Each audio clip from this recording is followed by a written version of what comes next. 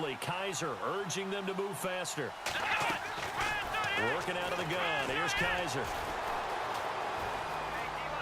Oh, he's got some breathing room. Gotcha, bitch. Now look at this. Big gain to third. It's picked up by the Broncos. And he'll return it to the 24-yard line. And maybe that one caused by the weather. Of course, the rain coming down. Charles, can you maybe, when you're carrying that football, grip it too tight in the rain? I think that you can, and it's such a delicate balance, too, because when you grip it so tight, sometimes it'll slip out from your body. You squeeze it too hard, and it'll pop out on its own. I've actually had running backs talk to me about that, that when they've tried too hard, even in perfect conditions, the ball gets away from them. They've got to find that good balance, carrying it firmly, yet at the same time under control. He's got his man on the crossing route. And he's finally taken down, but not before getting across midfield and across the 45-yard line. And a nice gain of 21 yards. As far as tight ends go, this guy's not a speed burner. He's much more of an inline blocking type of a tight end. But how about this last play? Made a nice catch and picked up the first down. That's what impresses me about him. When he's called upon, usually gets it done. And he's going to get this inside the 30. 17 more yards on that one as they keep the drive rolling.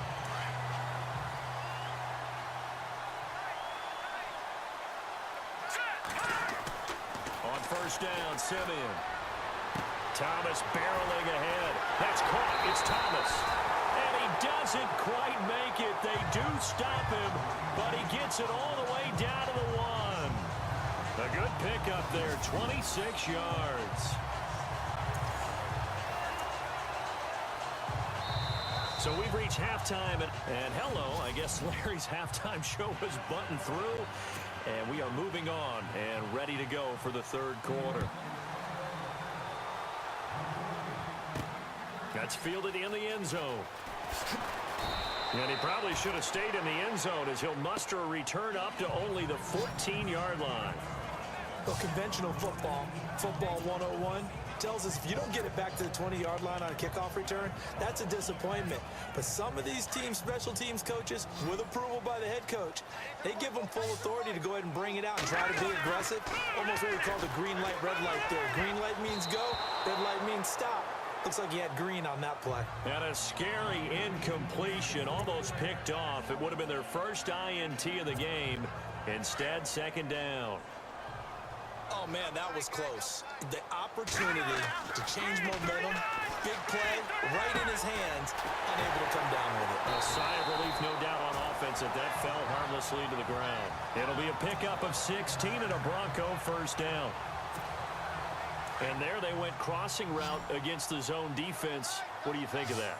Takes real coordination between the passer and the receiver because you've got to read those zones and where the open spots are and be on the same page with the guy throwing the football. Because sometimes you're throwing it in front of the zone. Sometimes you're throwing it between the zones. Sometimes the receiver's going to just kind of find a spot and what we call sit down and present himself to the quarterback and throw it there. It's a tough read, but when they're in sync, it's really effective. Sanders has it over the middle. And getting this just shy of midfield, they'll spot it at the 49. They call it a gain of 19, and it moves the chains.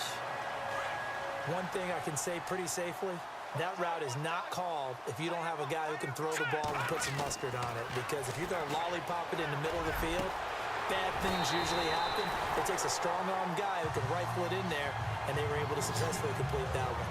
That one goes for 24 yards. I don't know what they talked about at halftime. Whatever it was, it worked. They look like a different team here in the third quarter. Yeah, I doubt that there were very many trash cans that got kicked over, that type of a speech. I think what they did was they analyzed what worked in the first half, what didn't, and figured out a better game plan. Throwing the out route incomplete. It's Green. And he'll be a couple yards shy of the red zone here at the 22-yard line. 5 yards on the catch there, brings up second down. Well, the strategy was evident there. Get it to your tight end and make it a one-on-one play with a cornerback. Who's usually going to win that one? The tight end, but not there. Not in this situation. How about the corner defeating that logic and making a really nice tackle? Oh, a battle for it here, and this will be caught. That one goes for 16 yards. It sets him up first and goal. this offense can get their tight ends involved, they can move the football. Here, a nice route, able to look it in, and picks up the first down. And now the offense operates in the red zone. All right, here we go. Here's Anderson. Anderson loses the football. And I think the Browns got it. They did. I said, hold up. Wait a minute. Something ain't right. Because then I start to taste it. I say,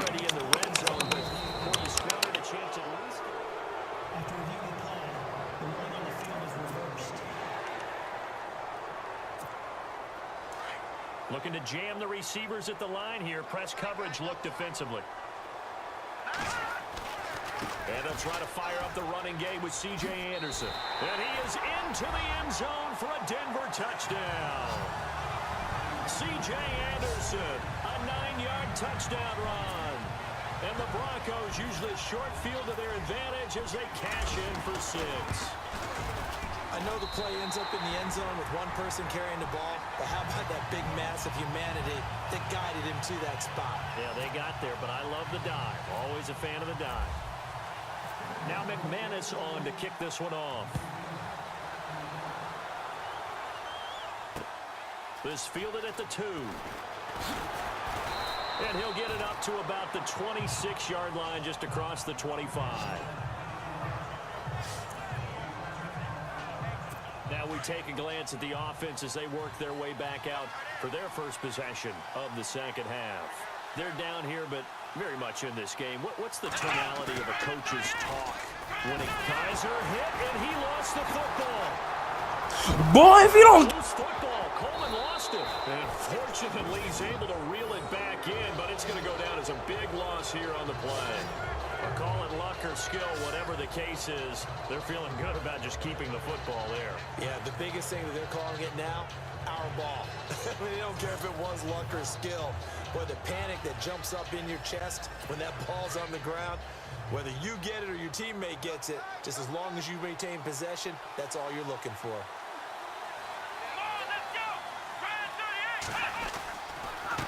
Now a handoff to Crowell. And he'll lose yardage here. Back at the 11, he goes down. He lost 4 there, and it's 3rd down. Wasn't that long ago that the NFL guys really didn't adopt much from the college game. But one thing that has crept in there is spreading things out, opening things up. Not even just in tempo, but maybe getting better line splits and spreading the field. I think that would be a great strategy right now to try and open things up in the run game. And they'll bring him down here right around the 17-yard line. 6 yards on the pickup, and it'll be 4th down. Well, that's certainly playing down in distance very well by the defense, isn't it? Take whatever you want underneath by all means. Here's Britton Colquitt now as the drive goes backwards, so he's on to punt it away. He'll send this one into the mile-high air, and it's a good one. It's taken to the 26. Missed. It will not go down. That's going to go in the books as a 55-yard punt. Well done. And the Broncos take over. 1st down and 10. The Broncos offense now gets ready to head back onto the field.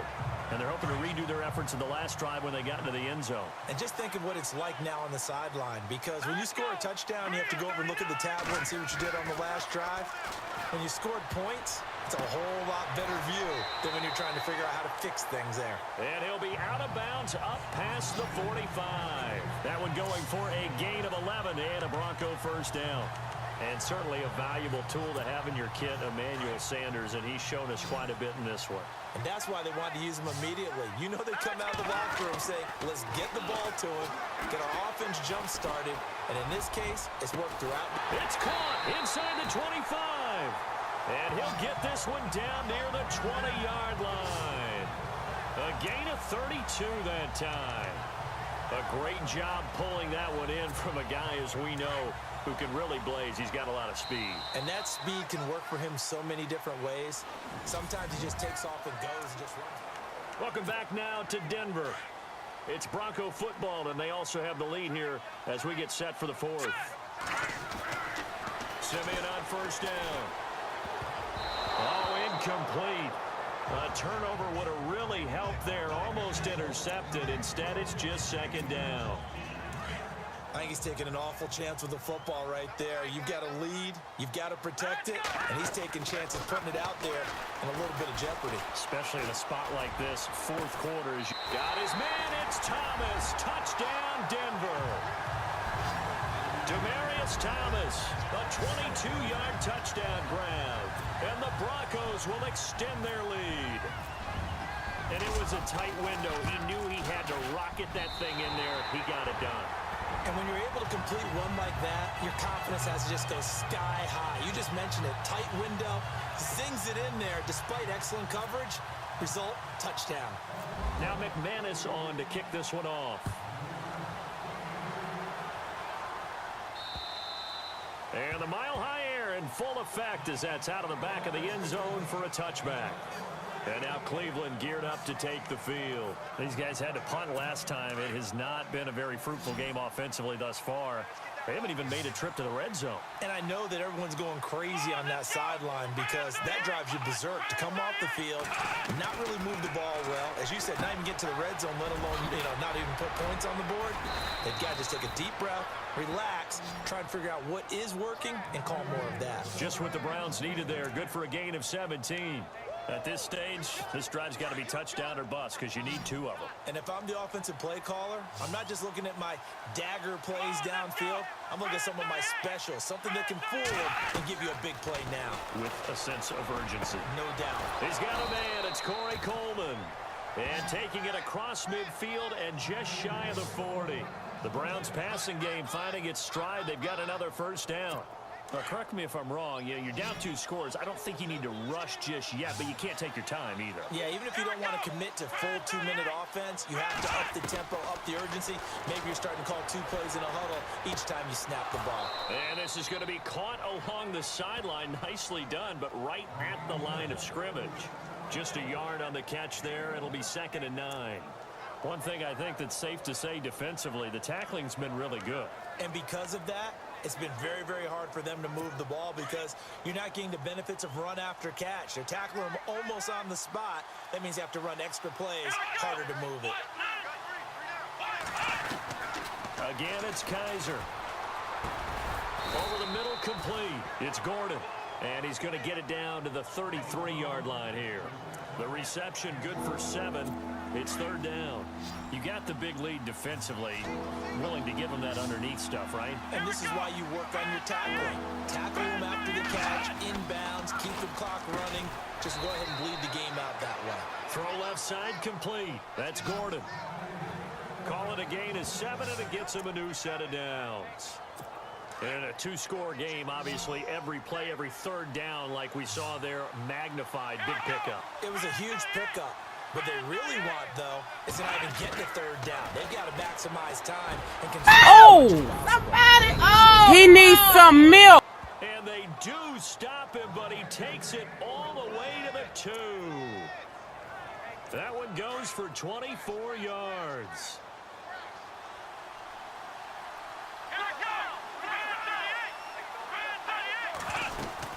They'll try and punch it in with Crowell. They're able to get a couple here, but won't get across the plane as they stop it right around the 1. Every team we ever talk to that continues to run the ball in a game, even when they haven't had much success, all talks about attrition, don't they? If you keep running it, eventually good things are likely to happen. It's been a hard go in this game today, hasn't it? Yeah, this defense, they've met pretty much every challenge in front of them this afternoon. They're still trying to run the ball, but they're not finding much space. And not going to be able to push this forward. He runs into a wall right at the line of scrimmage. Sometimes I get caught in hyperbole, but I think they desperately need to punch this one in. They're running out of time. Yeah, 2-score game, second half, you're down here. This is the time to put it in the end zone. Yeah, not going to get much better than this for an opportunity. So the Browns in possession of the football here as we get you reset.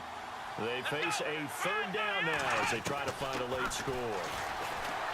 To throw, Kaiser. And this is caught now for a late touchdown. So hold everything here. This one's not over yet. I'm not sure win-win is the proper term here, but it certainly felt like it. They got the touchdown they needed. But if I'm on the defensive side of the ball, okay, you got the touchdown, but it sure took you a long time. Yeah, because offensively, though, you're probably hoping for a 1 to 5 play drive. That one ate up a little more time than they were hoping. You're exactly right, and if you have that 1 to 5 play drive, you actually build up momentum and even more hope. When they had to slog their way downfield, they got the touchdown, but it's almost like, yeah, you know. Doesn't feel right. Exactly.